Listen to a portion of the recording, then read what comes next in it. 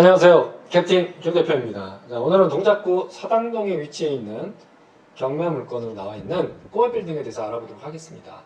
자, 사당역 그러면 2호선과 4호선이 맞물리는 더블 역세권입니다. 그래서 하루 유동인구가 약 한 11만 명 정도 됩니다. 상당히 많은 유동인구를 보유하고 있고요. 그리고 인근에 주거시설도 잘 되어 있어서 상주 인원도 상당히 많습니다. 그래서 자연스럽게 먹자 상권이 발달을 했습니다. 사당역 10번 출구로 나오면요, 한국전력이 있고요. 자, 먹자 골목으로 한번 들어가 보도록 하겠습니다. 먹자 골목으로 들어가면 먹자 상권의 전형적인 모습이 보여집니다. 포차, 호프집, 노래방, 당구장, 바 이런 것들이 질비해 있고요.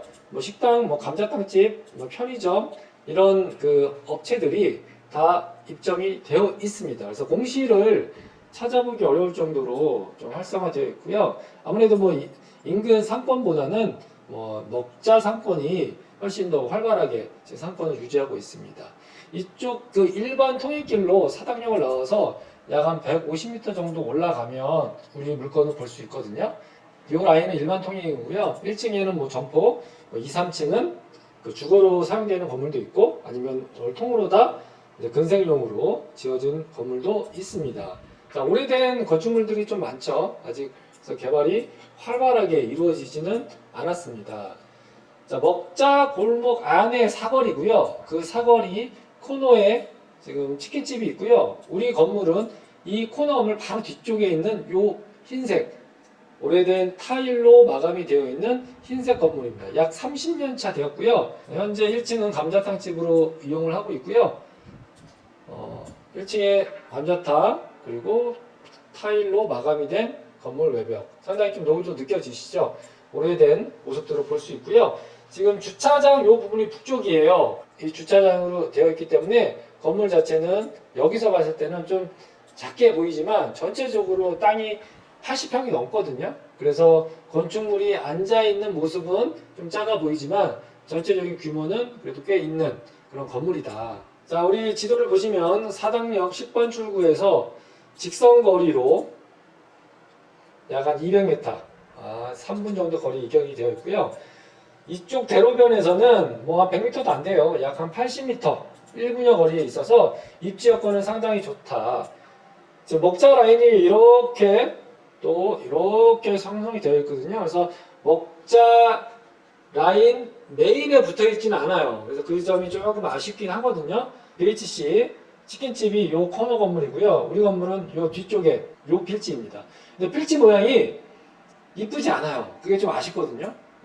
80평이 넘는 대지인데 도로와 접해 있는 전면부가 약 11m 정도밖에 안 돼요. 그래서 건물 자체가 또 그 상태에서 이 북쪽에 인접대지와의 경계를 또 이격을 했기 때문에 도로에서 봤을 때 건물은 되게 작아 보여요.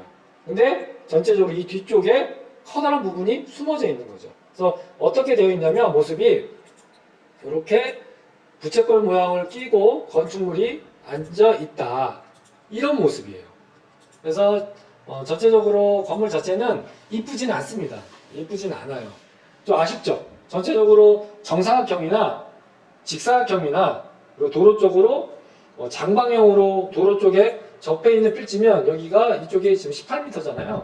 그래서 이렇게 만약에 도로를 물려 있다. 그러면 건물이 상당히 좀 커 보이겠죠. 그런 아쉬움이 있다. 그래서 향후에 리모델링이나 또는 신축을 통해서 밸류업을 해야 되는 상황에서도 이 점이 상당히 좀 핸디캡이다. 고민을 많이 해야 되는 땅의 모습이다. 이렇게 볼 수 있습니다. 그 점이 제일 아쉽습니다. 전체적인 상권, 대로와의 거리 전체적으로 다 좋은데 이 본 필지의 모양이 좀 아쉽다. 그래서 그 부분은 명확히 좀 판단하시고 접근하시면 좋을 듯 합니다. 정보지를 보면요. 사당동에 위치해 있고요. 80평, 건물 약 200평, 감정가가 37억 4천여만 원이고요. 최초 매각이 진행이 됩니다. 자, 소유권 외에 소멸기준 권리 관계 다 소멸이 되고요. 단 임차인 중에 대항력 있는 임차인 중에 그 보증금을 신고하지 않은 인수되는 권리가 몇몇 있습니다. 이 부분은 조금 더 디테일하게 조사를 하고 입찰 여부를 결정하셔야 될 것 같습니다.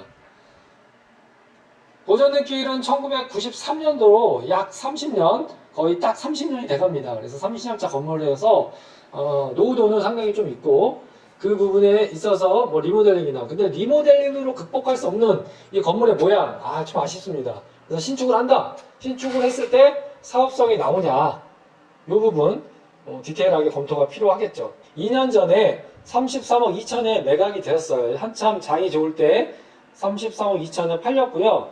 인접해 있는 건물이 지금 약 평당 4천만 원 선에 지금 매매가 됐고요.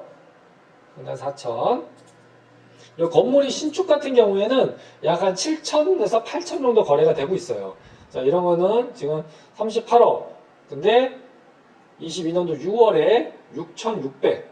건물이 당연히 있고, 그러니까 토지 면적당 약 6,600에 거래가 되었습니다. 이 건물이라는 거는 건물의 신축 여부, 그리고 건물의 연면적, 이런 부분이 또 땅의 가치, 전체적인 매각가에 다 녹여져 있기 때문에 그 부분이 좀 정확하게 판단하기가 좀 어렵습니다. 건물이 좀 신축급으로 앉아있으면 약 한 7, 8천까지 호가를 하면서, 이 물건을 볼까요? 지금 매각이 되는 물건인데 신축이잖아요. 그 신축 건물을 감안해서 약 한 8천만 원 정도 지금 호가를 형성하고 지금 나와 있어요. 그래서 대지면적 97평인데 약 78억, 약 8천만 원 정도 선에 지금 진행을 하고 있다. 우리 물건도 지금 약 한 4,500 정도 이렇게 나와 있는 거거든요.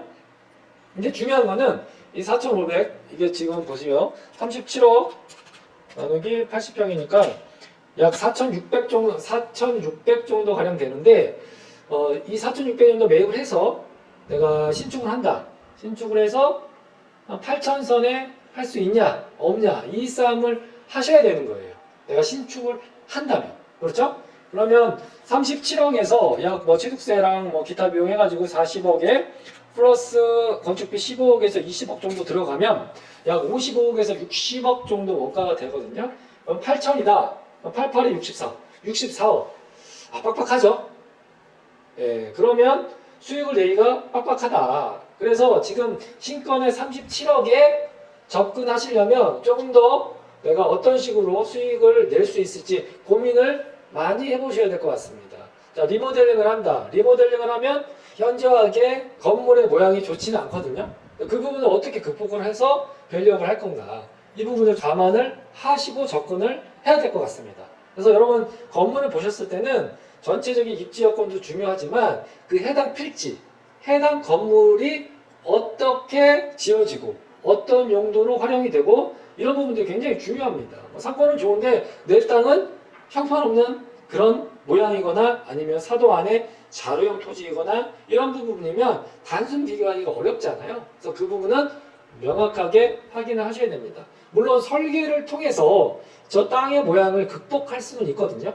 그래서 최대한 고민을 많이 하면 할수록 좋은 데이터가 나올 겁니다. 하지만 현재 신축을 하지 않는다는 전제 하에 접근했을 때는 본 금액은 신권에서 입찰하기에는 조금은 부담되지 않을까, 저는 개인적으로 그렇게 생각을 합니다. 그래서 1회 유찰 후에 가격적인 메리트를 좀 더 본 다음에 접근을 하시면 좋을 것 같습니다. 사무실의 모양도 보시면 이런 식으로 되어 있어요. 이런 식으로 이렇게 모습이 썩 좋진 않죠. 이런데 이렇게 사선으로 나눠져 있는 데는 가구 배치하기도 어렵고 룸 만들기도 어렵고요. 상당히 좀 제한사항이 많아요. 그래서 이런 부분에 건물은 핸디캡이 많다는 얘기죠. 그 부분은 명심하시고 건물을 바라보셨으면 좋겠습니다. 오늘 영상 여기까지 하고요. 구독, 좋아요, 알림 설정까지 부탁을 드리겠습니다. 다음 영상에서 찾아뵙도록 하겠습니다. 이상입니다.